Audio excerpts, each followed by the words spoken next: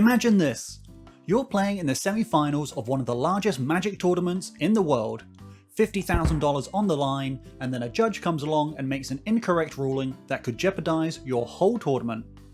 Well, you don't have to imagine too hard, as this is exactly what happened to Yuta Takahashi in the Outlaws of Thunder Junction Pro Tour.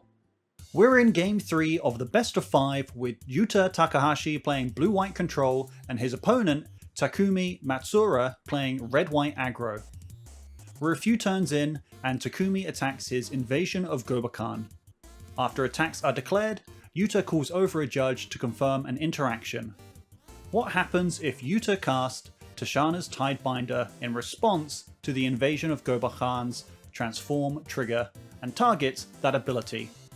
After some deliberation, the judge tells Yuta that the battle would remain in play with 0 counters on it and it would not transform. Yuta then makes this play and the game continues with the battle in play with 0 counters on it.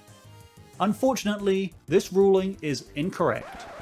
Rule 310.7 states, if a battle's defense is 0 and it isn't the source of an ability which has triggered but not yet left the stack, it's put into its owner's graveyard. Now this seems like a rather small, inconsequential thing at first, but if Yuta later casts a temporary lockdown, which would exile each non-land permanent with mana value 2 or less, that includes the invasion, and Takumi is running Destroy Evil, so he could then destroy Temporary Lockdown, which would re-trigger the invasion to get another look at Yuta's hand, exile a spell, and get another chance to flip the battle, putting the game back into Takumi's favour. And this scenario is not totally out of the question, as the game went on for a number of turns before the judge eventually returned to the table and was able to fix his mistake without any impact to the game. So what can you do when you think a judge has made a mistake? Unfortunately, not a whole lot. Firstly, you should ask if you can speak to the judge away from the table and explain the situation again. It's really important that you are respectful here. Getting heated up will not help your case. Be sure to provide some reasoning, and if you can, cite the relevant rules. Then ask the judge to explain their reasoning and what rules they're citing. It's entirely possible that either you or the judge has missed a key piece of information that could change the ruling completely. If after that you still feel the judge is incorrect, you can appeal to the head judge of the event as per Rule 2.9 in the official tournament rules.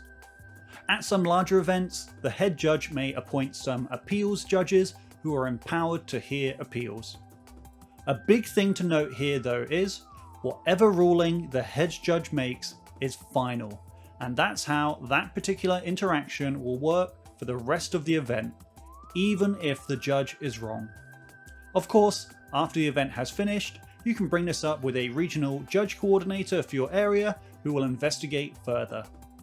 It's obvious to keep in mind that at the end of the day, people make mistakes, judges and players.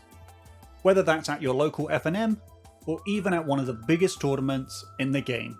It can happen to anyone, so be sure to treat all parties with respect. Now, if you want to take this a step further and see what judges would do if they made a mistake that did impact the game, I highly recommend checking out this video from Judging for the Win. Judge Dave does an excellent job of breaking down all sorts of rules and situations that are likely to come up during events.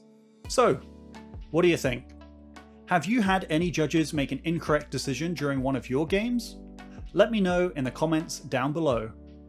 As always, be sure to like the video if you learned something, and subscribe because if you don't, I'm going to appeal to the head judge. Thanks for watching, and I'll see you in the next one.